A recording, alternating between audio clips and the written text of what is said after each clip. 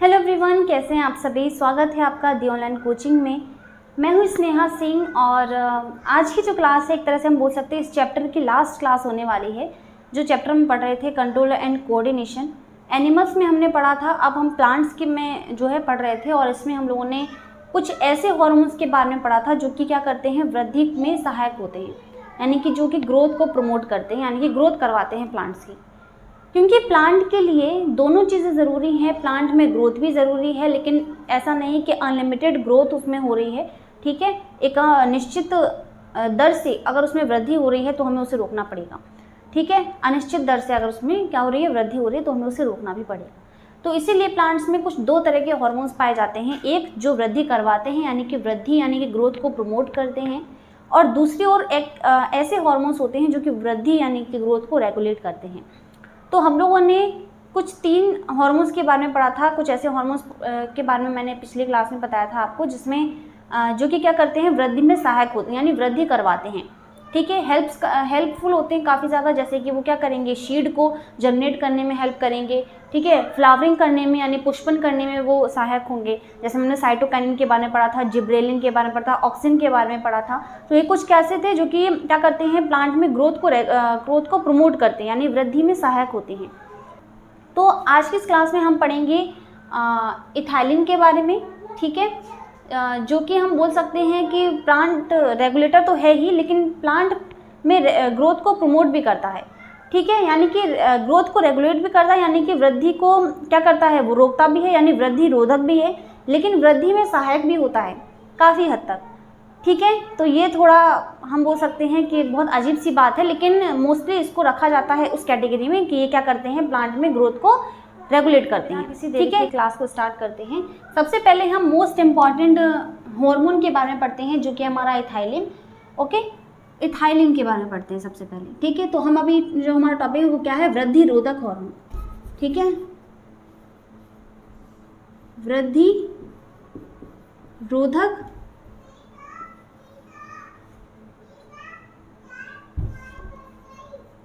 पादप वृद्धि रोधक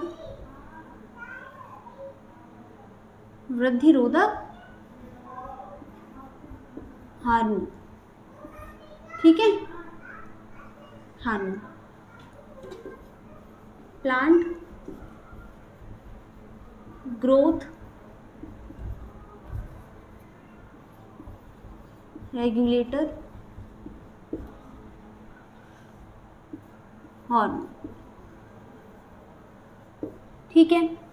जो क्या करते हैं, प्लांट में जो ग्रोथ है उसको रोकते हैं। दोनों चीज़ ज़रूरी है। ऐसा नहीं कि प्लांट ग्रोथ ही करता जा रहा है, लेकिन उसमें क्या है, एक लिमिटेशन लगाने की ज़रूरत है, यानी कि हमें एक लिमिटेड ग्रोथ चाहिए प्लांट की। ऐसा नहीं है कि वो बढ़ता ही जा रहा है, ग्रोथ हो रही है, तो जिसकी वजह से उसकी जीने की जो क्षमता है वो भी कम हो जाएगी, है ना। तो ये चीज़ होती है। तो प्लांट में ग्रोथ को रोकना भी काफ़ी ज़्यादा इंपॉर्टेंट होता है ना। तो सबसे पहले हम पढ़ते हैं किसके बारे में, इथाइलिन के बारे में। इथाइलिन, ठीक है। एथिलीन, इथाइलिन या एथिलीन जो है सबसे इम्पॉर्टेंट होता है एग्जाम की पर्पज से, ठीक है। यानी वृद्धि रोधक हार्मोन्स में सबसे इम्पॉर्टेंट जो है वो हमारा इथाइलिन है। ऐसा क्यों? क्योंकि इथाइलिन एक इकलौता ऐसा हार्मोन है जो कि गैसीय स्टेट में पाया जाता है, यानी कि जो गैसीय अवस्था में उपस्थित होता है, ठीक है। तो सबसे पहली चीज़ क्या है कि ये हमारा गैसीय अवस्था में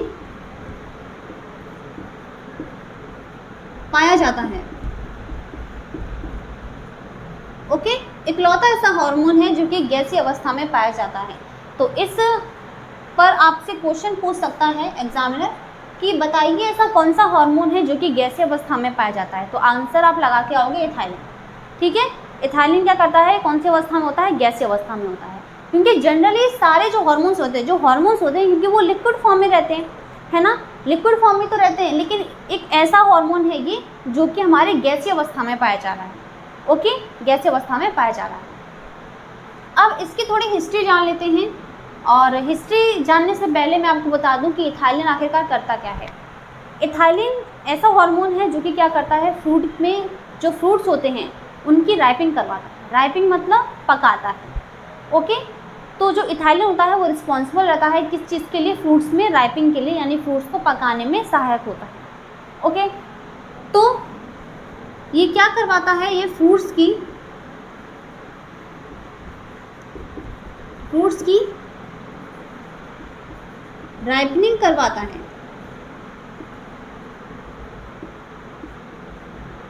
यानी कि फलों को पकाता है, फलों को पकाने में सहायक होता है। ओके, अब ये कैसी बात हो गई, क्योंकि हम तो पढ़ रहे हैं जो कि ऐसे हार्मोन्स के बारे में जो कि क्या करते हैं, ग्रोथ को रेगुलेट करते हैं, यानी कि वृद्धि को रोकते हैं। लेकिन यहाँ पर तो उल्टा ही हो रहा है, यहाँ पर तो वो क्या कर रहे हैं, वृद्धि को प्रमोट कर रहे हैं, यानी फलों को पका रहे हैं, यानी कि यहाँ पर पॉजिटिव रिस्पॉन्स हो रहा है कुछ तरह से, नेगेटिव तो कुछ दिख ही नहीं रहा हमें। तो एक तरह से जो हमारा इथाइलिन होता है ये दोनों तरह से काम करता है, यानी कि ये ग्रोथ को प्रमोट भी करता है, ग्रोथ को रेगुलेट भी करता है, यानी कि ये वृद्धि को बढ़ाता भी है, यानी वृद्धि में सहायता भी करता है, वृद्धि को रोकता भी है, यानी वृद्धि रोधक भी रहता है। ओके, लेकिन ज़्यादातर ये उसी तरफ जाता है, वृद्धि रोधक की तरफ, तो इसीलिए हम उसमें वृद्धि रोधक में ही इसको काउंट करते हैं। ठीक है, इथाइलिन को तो फ्रूट्स की राइपनिंग करवाता है, यानी फलों को पकाता है। अब अच्छा, इसका हम हिस्ट्री जानते हैं, खोज किसने की। हिस्ट्री में अगर हम इसकी खोज की बात करें कि इसकी खोज किसने की, तो वो इसकी खोज की थी H.H. कज़न। H.H. जो कज़न थे, H.H. कज़न्स ने इसकी खोज की थी। जो H.H. कज़न्स थे काफ़ी नामी वैज्ञानिक थे और इन्होंने एक प्रैक्टिकल किया। दरअसल प्रैक्टिकल जानबूझकर तो नहीं किया, लेकिन ये हम बोल सकते हैं गलती से एक तरह से प्रैक्टिकल इनसे हुआ। प्रैक्टिकल कुछ इस तरह से था कि इन्होंने कुछ पके हुए संतरों को कुछ कच्चे केलों के साथ मिला करके रख दिया। ठीक है, पके हुए संतरों को कुछ कच्चे केलों के साथ मिला करके इन्होंने रख दिया और रिज़ल्ट ये निकला कि कुछ टाइम बाद इन्होंने देखा कि 1 दिन बाद, 2 दिन बाद, जितने भी समय बाद जब इन्होंने देखा तो इन्होंने ये देखा कि जो कच्चे केले उन्होंने रखे हुए थे संतरों के साथ वो भी पक गए। ठीक है, यानी कि पके हुए संतरों के साथ जो उन्होंने कच्चे केले रखे हुए थे वो भी पक चुके थे। ऐसा क्यों, ऐसा क्या हुआ, क्योंकि यहाँ पर तो सारे केले कच्चे थे और संतरे ही थे जो पके हुए थे, या संतरों में कुछ संतरे कैसे थे, सड़े हुए थे। तो इन्होंने देखा और ये एब्जॉर्ब किया, एनालाइज किया कि जो संतरे थे उन्हीं में से एक गैस रिलीज हो रही है जिसका नाम क्या है, इथाइलिन है। और यही इथाइलिन जा करके किस पर रिएक्ट कर रही है, हमारे केलों पर, यानी कि ये बनाना पर क्या कर रही है, रिएक्ट कर रही है, जिसके कारण से जो बनाना जो केला है वो पक जा रहा है। ठीक है, बात समझ में आई। तो ये हम देखते हैं कि जो भी फल होता है, किसी भी फल में, कच्चे फल में से क्या निकलते जाते हैं, जब वो पकने की स्टेज पर आता है कोई भी फल, कच्चा फल, तो उसके अंदर से कौन सी गैस बाहर निकलती है, इथाइलिन निकलती है। और इथाइलिन बाहर जा करके उसी में अंदर चली जाती है वापस से, यानी कि वो एक साइकिल रहती है कि साइकिल इस तरह से रहती है कि कच्चे फलों में से इथाइलिन गैस रिलीज होगी और वो वापस से उसी में चली जाती है, जिसके कारण से उसको पकाती जाती है। ठीक है, और पकाती जाएगी। तो इसी तरह से हम बोल सकते हैं कि जो सड़े हुए फल रहते हैं उसमें जो हमारी इथाइलिन गैस होती है वो ज़्यादा होती है और कच्चे फलों में कम रहती है, क्योंकि कच्चे फलों से ही इथाइलिन बनती है, कच्चे फलों से वो धीरे धीरे रिलीज होती है, उसी में से निकलती जाती है और उसको पकाती जाती है। ठीक है, तो H.H. कज़न ने क्या किया था, संतरों के साथ उन्होंने कुछ संतरों को प्लस केलों को साथ में मिला दिया। तो संतरे कैसे थे, पके हुए थे, पक्के संतरे थे, और केले कैसे थे, कच्चे थे। और रिजल्ट मिलकर आया कि जो केले थे वो कैसे हो गए, रिजल्ट में हमें क्या मिला कि संतरे भी पके थे, जो संतरे थे वो भी पके थे या सड़ चुके थे, क्योंकि वो तो ज़्यादा ही ज़्यादा जो संतरे थे वो पके तो पहले से थे, और पके हुए फलों में से तो और भी ज़्यादा इथाइलिन निकलेगी, और इथाइलिन निकलेगी तो फिर से वो रिएक्ट करेगी तो वो और ज़्यादा पकाएगी, फल को और ज़्यादा पकाएगी, मतलब वो सड़ा देगी। तो संतरे कैसे पक चुके थे या सड़ गए थे, और प्लस जो केले थे वो क्या हो गए थे, पक चुके थे, पक गए थे। ये हमें रिजल्ट देखना है। ये खोज किसने की थी, H.H. कज़न ने की थी, शायद 1910 में। ठीक है, ये डेट आपको याद रखने की जरूरत नहीं है, सो डोंट वरी, बस नाम याद रखो, H.H. कज़न ने ही किया था। संतरे और केलों के साथ किया था ये, कि संतरे जिसमें पके हुए थे और केले कच्चे थे, और जब इन्होंने इसको मिला करके रखा था, ठीक है, तो इन्होंने फलों को रख दिया इकट्ठा, है ना, केले कच्चे थे, लेकिन संतरों में से इथाइलिन गैस रिलीज हुई थी, जिसकी वजह से इथाइलिन ने क्या किया, उन कच्चे केलों को पका दिया, है ना। तो इससे हमें पता चला कि इथाइलिन क्या करती है, फ्रूट की राइपनिंग करने में यानी फ्रूट को पकाने में हेल्पफुल होती है। ओके, कोई भी एग्जांपल ले लो, ज़रूरी नहीं है कि हम संतरे और केले का एग्जांपल लें, हम आम का एग्जांपल ले सकते हैं। तो आम क्या होता है, अगर हम आम की बात करें, मैंगो की बात करें, तो मैंगो जब कच्चा रहता है तो कैसा रहता है, खट्टा रहेगा। कच्चा आम जो कच्ची कैरी होती है, उसी मैंगो की मैं बात कर रही हूँ कि मान लो ये कच्ची कैरी है, तो ये कैसी रहती है, खट्टी रहती है, और इसका जो कलर है वो कैसा रहता है, ग्रीन रहता है, ठीक है। यानी कि हम रॉ मैंगो की बात करें, रॉ यानी कि कच्चा जो आम रहता है, रॉ मैंगो की बात करें तो ये कैसा रहता है, एक तो ये रहता है बहुत ज़्यादा टाइट होता है, जो आम रहता है कच्चा आम वो कैसा बहुत टाइट रहता है, हरे कलर का रहता है यानी ग्रीन कलर का रहता है, और कोई भी टेस्ट नहीं यानी हम बोल सकते हैं खट्टा रहता है, यानी कि इसका जो टेस्ट है वो सॉर होता है, ठीक है, सॉर टेस्ट रहता है। चलो हिंदी में लिख दी, जो हिंदी में लिखो, चलो कच्चे आम की बात करें, कच्चे आम का एग्जाम्पल की हम बात कर रहे हैं। कच्चे आम की बात करें जो कि कैसा रहता है, हरे रंग का रहता है, हरा व खट्टा रहता है ना, हरा एवं खट्टा रहता है। लेकिन जब कच्चे आम में से कौन सी इथाइलिन गैस निकलती है और उसी पर रिएक्ट करती है, यानी कि इथाइलिन गैस जब इसको पकाती है तो इसके बाद ये कैसा हो जाता है, इसके बाद ये कैसा हो जाता है, पक जाता है, यानी पक जाता है और पीला रंग का हो जाता है व मीठा हो जाता है, ठीक है, मीठा हो जाता है। अब ये मत पूछ लेना कि कई सारे आम देखे जो ग्रीन कलर के रहते हैं लेकिन वो पक जाते हैं, ठीक है, चलो वो सब छोड़ो। लेकिन आम क्या रहता है, कच्चे आम की बात करें तो उसकी जो सेल वॉल रहती है यानी बाहर की जो कवरिंग रहती है वो बहुत ज़्यादा टाइट रहती है। कवरिंग की ही बात क्यों ना करें, हम पूरे फल की बात करें तो बहुत ज़्यादा टाइट रहता है, ठीक है, और टेस्ट भी उसमें कोई खास नहीं रहता। कच्चा आम रहता है, उसको खा सकते हो क्या ऐसे बिल्कुल काट काट के, बिल्कुल सीधा सीधा। लेकिन अगर आम पक जाता है तो बढ़िया, उसका टेस्ट भी बढ़िया मीठा रहता है और पीले रंग का वो रहता है। तो ये किसकी वजह से रह रहा है, किसकी वजह से हो पा रहा है, सिर्फ और सिर्फ इथाइलिन की वजह से। तो इथाइलिन काफ़ी ज़्यादा इंपॉर्टेंट है क्योंकि ये हमें बिल्कुल मीठा मीठा टेस्ट ही ये फल भी दे रहा है। तो फ्रूट्स में जो टेस्ट भी है वो किसके कारण से आता है, इथाइलिन की वजह से आता है। अब कारण ये है कि ये सब हो क्यों रहा है, ठीक है, किस कारण की वजह से इथाइलिन में ऐसा क्या कर रहा है इथाइलिन फ्रूट्स के साथ कि वो क्या कर जा रहे हैं, पक जा रहे हैं। देखो मैंने आपको एक चीज़ बताई, यहाँ पर समझ लो, मैंने आपको एक चीज़ बताई कि जो इथाइलिन है, जो फल रहते हैं कच्चे फलों की बात करें तो उनकी जो सेल वॉल होती है वो कैसे होगी, रिजिड होगी, यानी बहुत ज़्यादा टाइट रहती है। कोशिका भित्ति क्या होगी, बहुत ज़्यादा रिजिड रहती है ना, कठोर होगी, और इसके साथ साथ उसमें कोई टेस्ट नहीं रहता है। तो ये सब चीज़ें क्यों हो रही हैं, ये सब चीज़ें इस कारण से हो रही हैं क्योंकि उसमें जो सेल वॉल है वो टाइट है ना, और ये क्या करता है इथाइलिन, उस सेल वॉल को तोड़ देता है। इसके कारण इसके बाद ही कुछ कॉम्प्लेक्स मॉलिक्यूल्स को, इसके बाद भी कुछ कॉम्प्लेक्स जो शुगर रहते हैं उनको सिंपल शुगर में कन्वर्ट कर देता है। इस चीज़ को यहाँ पर पढ़ो कि ये क्या कर रहा है, आखिरकार ये सब चीज़ें हो क्यों रही हैं। ये इस वजह से हो रही हैं क्योंकि सेल वॉल को, जो फल रहते हैं उनकी सेल वॉल यानी कि कोशिका भित्ति को, कोशिका भित्ति को क्या कर दे रहा है, तोड़ रहा है,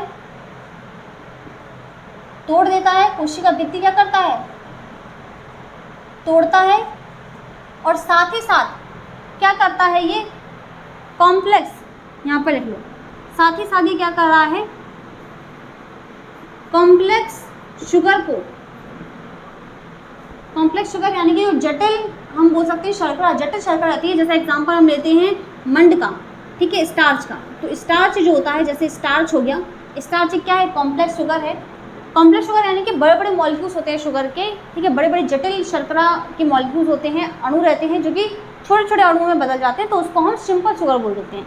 तो कॉम्प्लेक्स शुगर को एक किस में बदल देता है, किस में तोड़ देता है, सिंपल शुगर में बदल देता है, सिंपल शुगर में कन्वर्ट कर देते। जैसे ग्लूकोज हो गया हमारा, और हम एक तरह से बोल रहे हैं क्योंकि फल जो है मीठे हो जाते हैं पकने के बाद, तो हम एक तरह से बोलते हैं सिंपल शुगर, यानी फ्रक्टोज में कन्वर्ट कर देता है, ठीक है, फ्रक्टोज में, फ्रक्टोज हो गया, ग्लूकोज हो गया, इन सब चीज़ों में कन्वर्ट कर दे रहा है, ठीक है। तो कॉम्प्लेक्स शुगर से सिंपल शुगर में कन्वर्ट कर देता है, इसके साथ साथ सेल वॉल को ही भी तोड़ देता है। आई एम रियली सॉरी, यहाँ पर मैंने बहुत गलत, सेल वॉल, ठीक है, कोशिका भित्ति को भी ये तोड़ता है। तो ये फंक्शन रहता है किसका, इथाइलिन का। होपफुली कि आपको समझ में आया होगा इथाइलिन क्या करता है, ठीक है, इसकी हिस्ट्री समझ में आई होगी। एक और इम्पॉर्टेंट इसका फंक्शन है जो कि सबसे इम्पॉर्टेंट है कि ये क्या करेगा, इसका फंक्शन है कि ये क्या करता है, यह पत्तियों, फूलों, फलों के विगलन को तीव्र कर देता है। दिख रहा है क्या, ठीक है। ये क्या करता है, पत्तियों, फूलों के, फलों के विगलन को क्या कर देता है, तीव्र कर देता है। मतलब क्या है, विगलन का मतलब है झड़ना। किसी भी पौधे में से अगर उसकी पत्तियां झड़ रही हैं, फल झड़ रहे हैं, फूल झड़ रहे हैं, इसका मतलब क्या है कि उस पर इथाइलिन का प्रभाव है, यानी इथाइलिन ही ये सब चीज़ें कर रहा है। ओके, तो इथाइलिन क्या करता है, मैंने आपको बताया कि इथाइलिन को दोनों तरह काउंट किया जाता है कि ये क्या करता है, वृद्धि को सहायक भी करता है, यानी वृद्धि करवाता भी है और वृद्धि रोकता भी है। वृद्धि करवाता है यानी कि इसका मतलब क्या है कि काफ़ी सारा जल्दी में रहता है, काफ़ी जल्दी में रहता है इथाइलिन हमारा, बहुत सारी चीज़ों को बहुत जल्दी करवाता है। जैसे कि ये पुष्पन को करवाएगा, ठीक है, बीजों के अंकुरण को करवा देता है, लेंथ बढ़ा देता है प्लांट की, तो ये सब चीज़ें बहुत जल्दी करवाएगा। और इसके बदले में क्या देता है प्लांट को, ये क्या करवाता है, उनकी पत्तियों को, फलों को, फूलों को ये भी जल्दी झाड़ देता है, यानी कि जल्दी झड़ जाता है, इसी की वजह से, इथाइलिन की वजह से। ठीक है, बात समझ में आई। तो ये हमने पढ़ लिया इथाइलिन के बारे में। होपफुली कि आपको इथाइलिन के बारे में समझ में आया होगा। ओके, अब इसको समझने के बाद हम नेक्स्ट पढ़ते हैं, किसके बारे में, हम नेक्स्ट पढ़ते हैं हमारा नेक्स्ट जो हमारा वृद्धि रोधक हार्मोन है, जो कि हमारा है एब्सिसिक एसिड, उसको पढ़ते हैं। ठीक है, तो नोट करो इसको जल्दी से।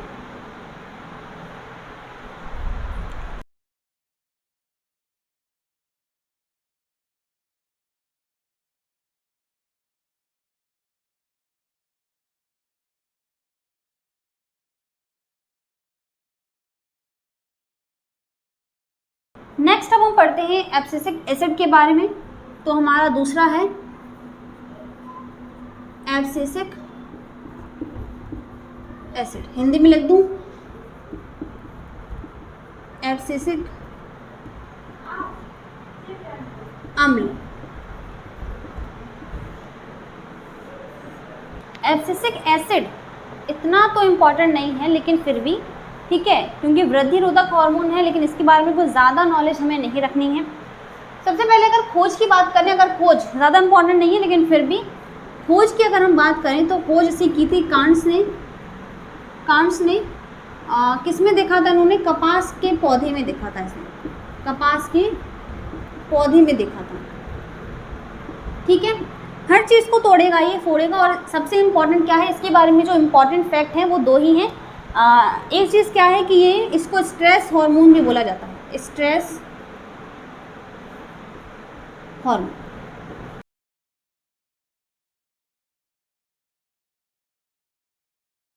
इसको सबसे ज़्यादा इम्पॉर्टेंट है कि जो हमारा एब्सिसिक एसिड है, इसको स्ट्रेस हार्मोन बोला जाता है प्लांट्स में।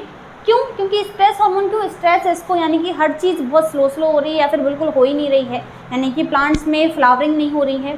ठीक है, और जो अंकुरण है यानी कि जर्मिनेशन है बीज का, सीड का, वो नहीं हो रहा है। ओके, लेंथ नहीं बढ़ रही है, ये सब चीज़ें नहीं हो रही हैं, तो इसको स्ट्रेस हार्मोन बोला जाता है। ठीक है, फंक्शन की बात करते हैं हम। ठीक है, तो ये पुष्पन को रोकता है, ये बीजों के अंकुरण को रोकता है, बीजों के अंकुरण को रोकता है,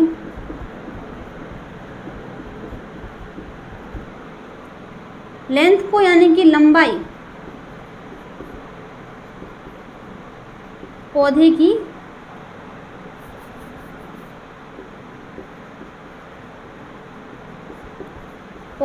लंबाई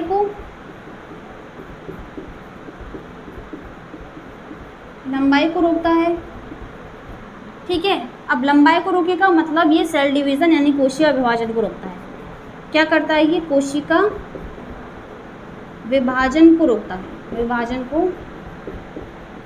रोकता है, होता क्या है कि जब जो हमारा एब्सिसिक एसिड है इसको छिड़कते हैं, देखो क्योंकि जो एब्सिसिक एसिड है जब इसको किसी प्लांट पर छिड़कते हैं, इसका छिड़काव जब किया जाता है तो क्या होता है उसमें जीर्णता उत्पन्न होती है। अब जीर्णता मतलब क्या है, प्लांट जल्दी से क्या हो जाएगा, बूढ़ा हो जाएगा, और बूढ़ा हो जाएगा और साथ ही साथ उसमें जो पर्णहरिम है, ठीक है, उसका जो क्लोरोफिल है वो क्या हो जाएगा, पूरी तरीके से खत्म हो जाएगा। तो क्लोरोफिल अगर नष्ट हो गया तो इसका प्रभाव क्या पड़ेगा कि वो क्या नहीं कर पाएगा, फोटोसिंथेसिस, यानी कि वो सनलाइट को एब्जॉर्ब ही नहीं कर पाएगा, तो इसके जैसे फूड नहीं बनाएगा। तो ये क्या होता है, इसका एक फंक्शन होता है कि एब्सिसिक एसिड को किसी प्लांट पर छिड़कने पर उसका जो पर्णहरिम है वो नष्ट हो जाता है, ठीक है, और उसमें जीर्णता उत्पन्न होती है, यानी कि जो प्लांट है वो जल्दी बूढ़ा हो जाएगा। बूढ़ा कैसे हो रहा है, ये सब चीज़ें क्या है, उसके बुढ़ापे की ही लक्षण है ना। तो ये क्या करता है, हरित लवक पर्णहरिम जो है, पर्णहरिम नष्ट हो जाता है, नष्ट हो जाता है। अब इसका जो पॉपुलर फंक्शन है वो ये है कि ये अपने जो इसके स्टोमेटा होता है, जो इसके रंध्र होते हैं, उसको ये बंद कर लेता है। क्यों बंद कर लेता है? अच्छा, रंध्र जो होते हैं, आपको पता होगा स्टोमेटा के बारे में मैंने आपको सेल चैप्टर में बताया था, अगर आपने पढ़ा हो तो। स्टोमेटा के बारे में मैंने बताया था रंध्रों के बारे में, ठीक है। जो रंध्र होते हैं वो क्या करते हैं, वो खुलते हैं, बंद होते हैं, खुलते और बंद होते हैं। इसका मतलब क्या है कि जब वो खोलेंगे तो सनलाइट को ऑब्जर्व करेंगे, पानी वगैरह कोई ट्रैप करेंगे, जितनी मिनरल्स वगैरह उन सब चीज़ों को लेंगे, गैसेस वगैरह एक्सचेंज करेंगे उसी के थ्रू। और जो हमारा पर्णहरिम है, सॉरी, जो हमारे रंध्र होते हैं, जो स्टोमेटा होता है, अगर वो बंद हो जाता है तो ये सारी चीज़ें भी रुक जाती हैं, है ना। तो रात के टाइम पर जब सनलाइट नहीं होती तो उस टाइम पर जो हमारे स्टोमेटा होते हैं वो क्या होते हैं, बंद हो जाते हैं। अब स्टोमेटा के थ्रू वाष्पोत्सर्जन की क्रिया होती है ना। तो वाष्पोत्सर्जन की क्रिया होती है, तो जिसके कारण से जो शरीर की ऊष्मा है, शरीर की ऊष्मा यानी कि जो पौधे के शरीर की ऊष्मा है वो भी बाहर निकलती है ना, गैस के फॉर्म में। जो हमारे वेपर होता है, यानी कि जो वाष्प होती है, उसके द्वारा जो तापमान है वो भी कम हो जाता है, क्योंकि वो वाष्प बन के उड़ जाता है। अब क्योंकि इसको स्ट्रेस हार्मोन बोला जाता है, क्यों इसलिए बोला जाता है, क्योंकि ये उस कंडीशन में ये जो हार्मोन है वो रिलीज होता है जब प्लांट में क्या हो, कम उसमें कंडीशन हो, कम उसमें क्षमता हो कि वो ग्रो कर पाए।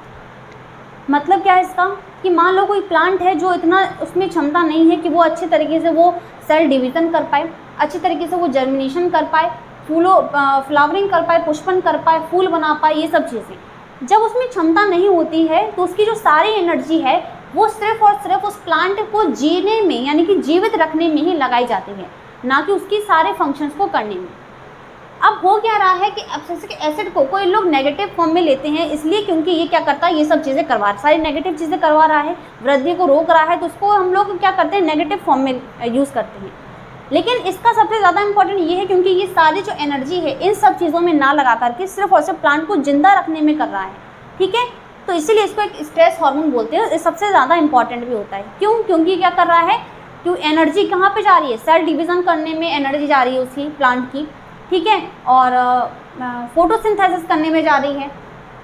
इसके अलावा पुष्पन करने में, बीज के अंकुरण करने में, सारी जगह एनर्जी जो जा रही है, लेंथ बढ़ाने में। तो ये सब क्या करता है कि सारी चीज़ों को रोको और पूरी जो एनर्जी है मुझे जीने में लगा दो, यानी कि अब मेरे में इतनी क्षमता नहीं है कि मैं सारी चीज़ों को कर सकूं। तो इसीलिए जो एब्सिसिक एसिड है ये रिलीज होता है और क्या करता है, प्लांट की जो सारी एनर्जी है, जो सारा जो उसका खाना पीना है, वो सब किस में लगा देता है, सिर्फ और सिर्फ उसे जीने में, उसे जिंदा रखने में। क्योंकि सबसे इंपॉर्टेंट क्या है कि प्लांट क्या रहे, अभी जिंदा रहे। फिर बाद में जो कंडीशंस आएंगी, ठीक है, मान लो पानी की कमी है तो क्या करेगा, वो जो रंध्र होते हैं, जो स्टोमेटा होते हैं, उसको बंद कर देता है। अब बंद और खोलने का काम जो है स्टोमेटा का, वो किसके हाथ में रहता है, गार्ड सेल्स के हाथ में रहता है। आपको पढ़ाया था मैंने स्टोमेटा की स्ट्रक्चर में कि क्या होते हैं, इस तरह से गार्ड सेल्स होते हैं। ये मान लो स्टोमेटा है और इसके आसपास क्या होते हैं, सेम के बीच के आकार के गार्ड सेल्स होते हैं। ये दोनों क्या है, गार्ड सेल हैं, और इन्हीं के हाथ में होता है कि स्टोमेटा को बंद करेंगे खोलेंगे, बंद करेंगे खोलेंगे। तो ये क्या करते हैं, उसको बंद कर देते हैं। गार्ड सेल क्या करते हैं, स्टोमेटा को ये बंद कर देते हैं, जिसके कारण से इसमें वाष्पोत्सर्जन नहीं हो पाता है और पानी का लॉस नहीं हो पाता है, तो पानी के लॉस को ही रोकते हैं। ओके, तो इसका इंपॉर्टेंट क्या है काम, कि स्टोमेटा को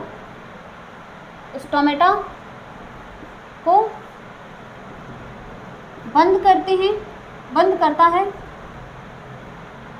जिससे वाष्पोत्सर्जन को रोक दिया जाता है, ठीक है, रोक दिया जाता है।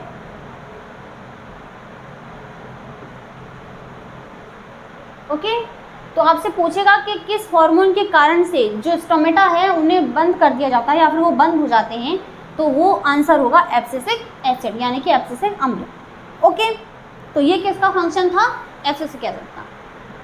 तो ये किसका फंक्शन था? एब्सिसिक एसिड का। ओके, ये काम करता है हमारा एब्सिसिक एसिड। होपफुली कि आपको ये समझ में आएगा। बस 2 ही हार्मोन हैं आपके सिलेबस में और वो 2 ही हार्मोन हैं, ठीक है, एब्सिसिक एसिड और अभी हमने कौन सा पढ़ा था?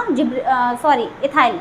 तो इथाइलिन में आपको एक चीज़ और इम्पॉर्टेंट रखनी है, मैं यहाँ पर बॉक्स बना करके लिख रही हूँ ये, तो आप इसको नोट करिए, क्योंकि मैंने आपको बताया था कि इकलौता ऐसा हार्मोन है एथाइलिन जो कि गैसियस फॉर्म में होता है, यानी कि जो गैसीय अवस्था में होता है। इसी का एक फॉर्म होती है, हम बोल सकते हैं इसी का एक टाइप होता है जिसका नाम है इथेफॉन। इथेफॉन, इथेफॉन याद रखिएगा आप, अच्छे से लिख दूं मैं, इथेफॉन। ये इथेफॉन क्या है? इथेफॉन क्या है? ये सॉलिड फॉर्म में रहता है, एक ऐसा इथाइलिन का फॉर्म है, ये इथाइलिन का ही टाइप है, ठीक है, इथाइलिन का टाइप है, टाइप ऑफ इथाइलिन, एथिलीन लिख दूं मैं, एथिलीन का प्रकार है एक तरह से, जो कि सॉलिड यानी कि ठोस अवस्था में होता है, ठोस यानी कि सॉलिड फॉर्म में रहता है, ठोस अवस्था में रहता है, ठोस अवस्था में रहता है और इसका आसानी से हम सॉल्यूशन बना करके क्या कर सकते हैं? प्लांट्स पर छिड़क सकते हैं, ठीक है। तो गैसियस फॉर्म में तो रहता है, लेकिन एक स्काई टाइप रहता है इथेफॉन्स। इथेफॉन के कारण से ही, ठीक है, इथेफॉन के कारण से हम क्या कर सकते हैं? इथेफॉन के कारण से हम जो है इसका एक सॉल्यूशन बना सकते हैं और सॉल्यूशन बना करके उसको प्लांट्स में छिड़क सकते हैं, और ये एक इथाइलिन का ही फॉर्म है, तो इथाइलिन की तरह ही ये काम करेगा, ठीक है। तो इसका हम क्या है? आसानी से इसका विलयन बना सकते हैं, यानी कि सॉल्यूशन बना सकते हैं, बना सकते हैं। उम्मीद है कि आपको ये दोनों ही चीज़ें समझ में आई होंगी, एक तो हमारा इथाइलिन और दूसरा हमारा एब्सिसिक एसिड।